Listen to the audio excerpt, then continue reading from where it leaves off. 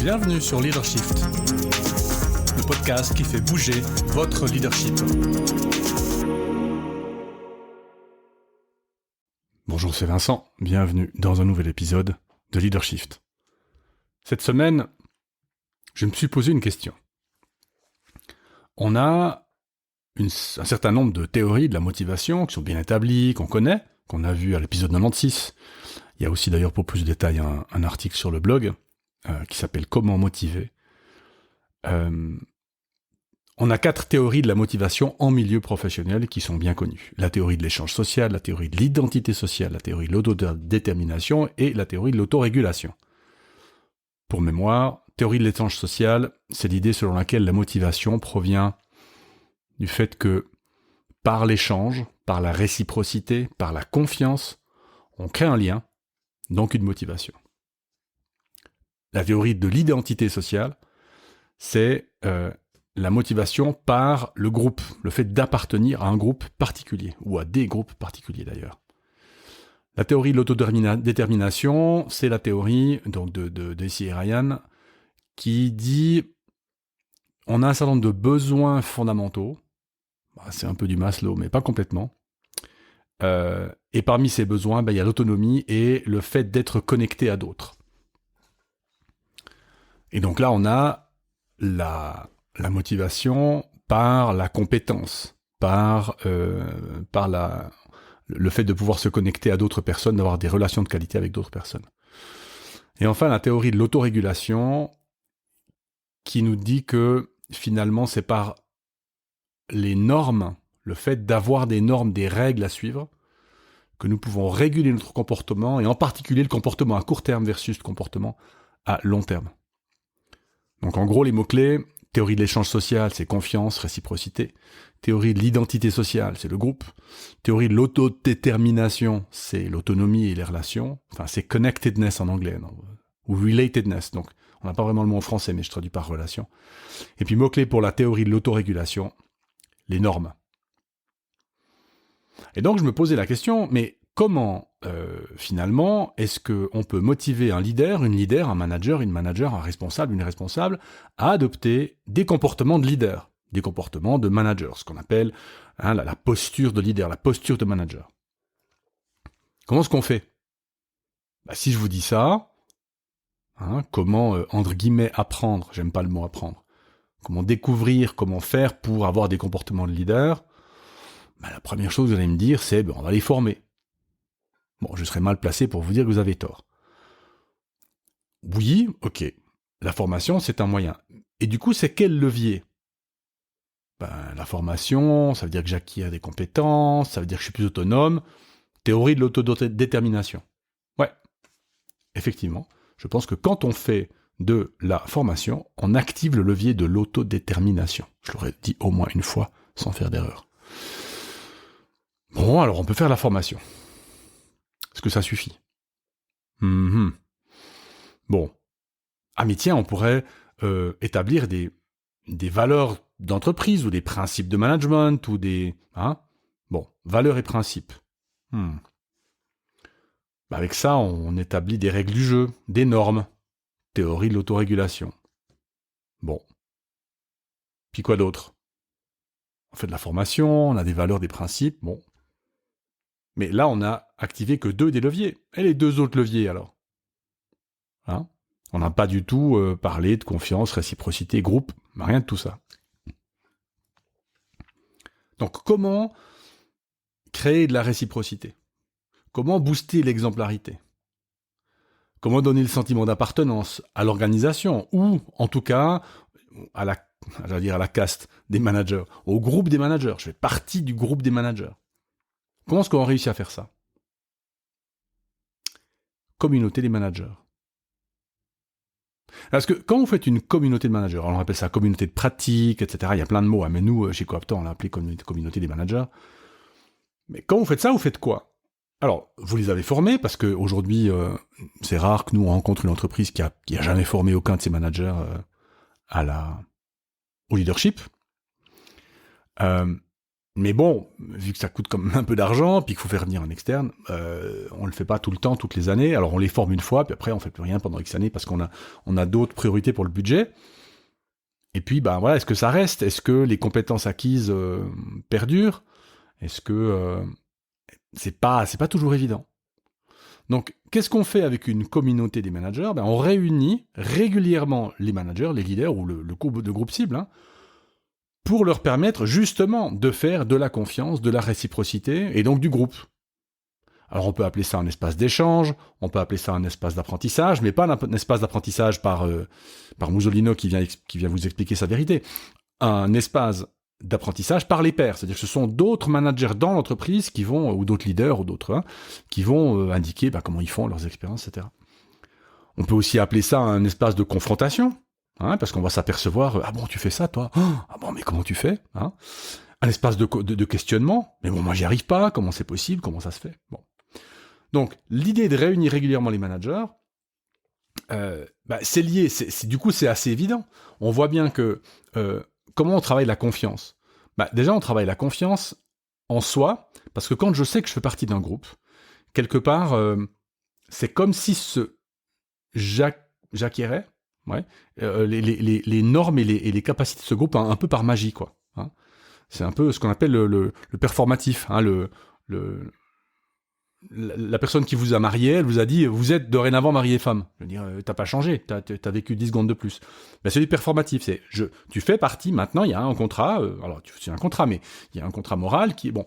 Et donc, c'est un peu pareil, je fais partie du groupe des managers, de la caste, du clan, de la tribu des managers.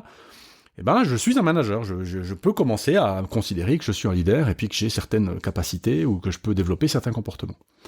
Donc, la confiance en moi. Je peux aussi développer, grâce à cette idée de réunir les gens, la confiance dans le fait que, par exemple, l'entreprise est d'accord de mettre de l'énergie dans le fait de constituer un groupe.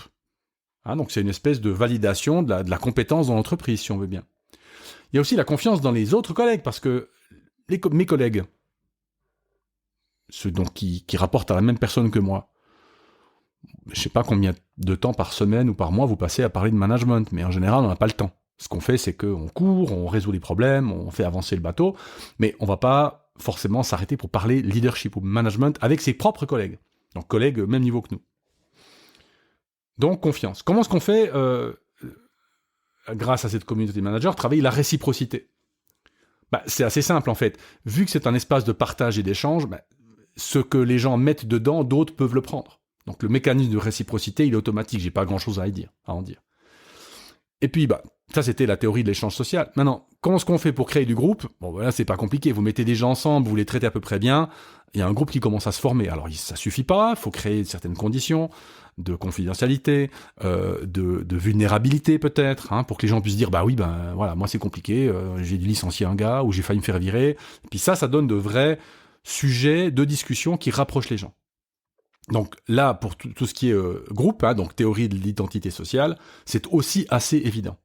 Remarquez d'ailleurs que, plutôt que de faire du team building pur, je sais pas, aller leur faire du canoë dans une rivière, c'est bien, mais vous voyez que il va manquer la partie construction, confiance, réciprocité. On fait du groupe, hein, puisqu'il n'y a que les managers, les leaders qui sont invités, on fait du canoë entre managers, ça marche, au niveau du groupe, c'est pas mal.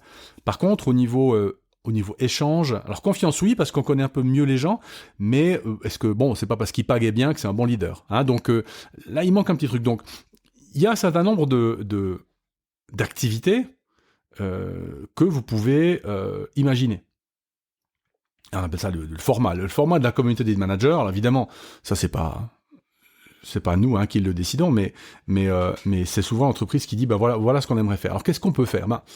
On pourrait par exemple se dire on va réunir les leaders ou les managers pour faire du co-développement sur des situations un peu pratiques, des cas concrets. Donc le co-développement, je vais faire référence dans les notes du podcast quand on en a parlé ici sur Leadershift. Je vous mettrai aussi peut-être quelques petites références externes. Swiss Codev, qui est la société en Suisse qui s'occupe du développement du co-développement, du développement du co-développement. Et donc, réunir les managers pour les leaders, pour leur faire parler de sujets concrets sur lesquels ils puissent échanger. Parce que vous voyez, quand on fait ça, on crée de la confiance et de la réciprocité, puisque quelqu'un va amener une situation, quelqu'un d'autre va amener une situation, tout le monde met dans le pot. Et puis évidemment, le groupe, par le partage émotionnel, le partage de la difficulté, on arrive à créer une communauté, donc à motiver les gens à travailler leur leadership.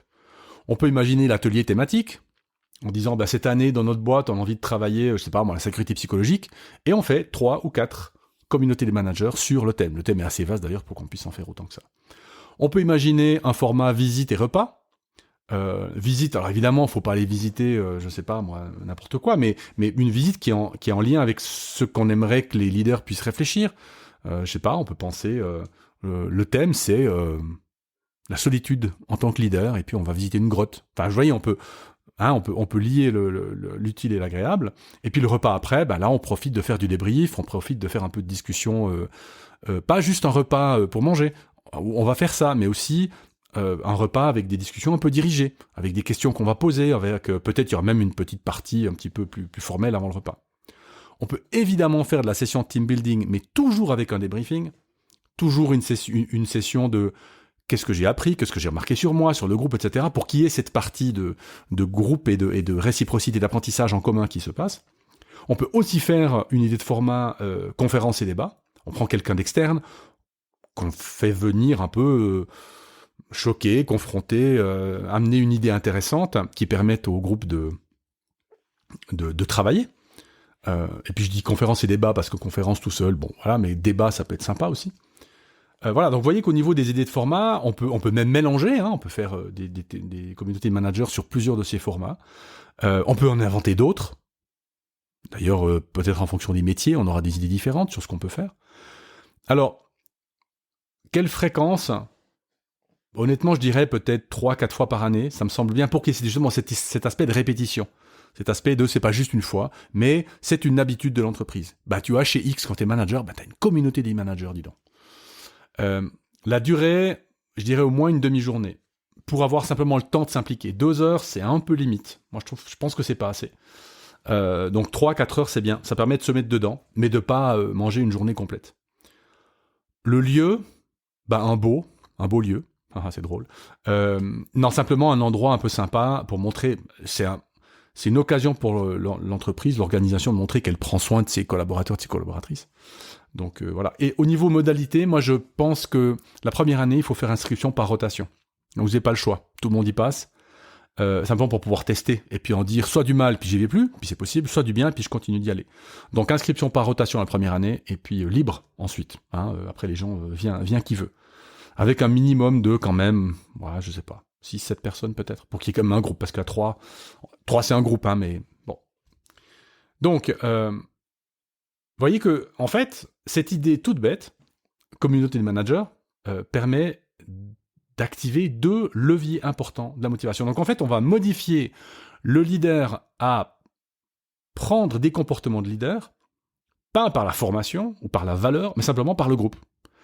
Et je me disais que c'était une idée intéressante que je pouvais partager avec vous cette semaine.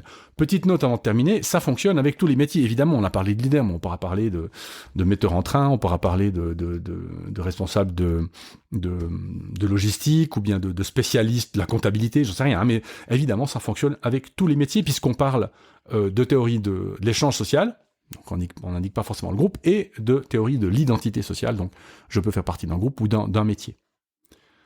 Voilà, c'est l'épisode pour cette semaine, j'espère qu'il vous a plu, et je vous dis à la semaine prochaine. Ciao.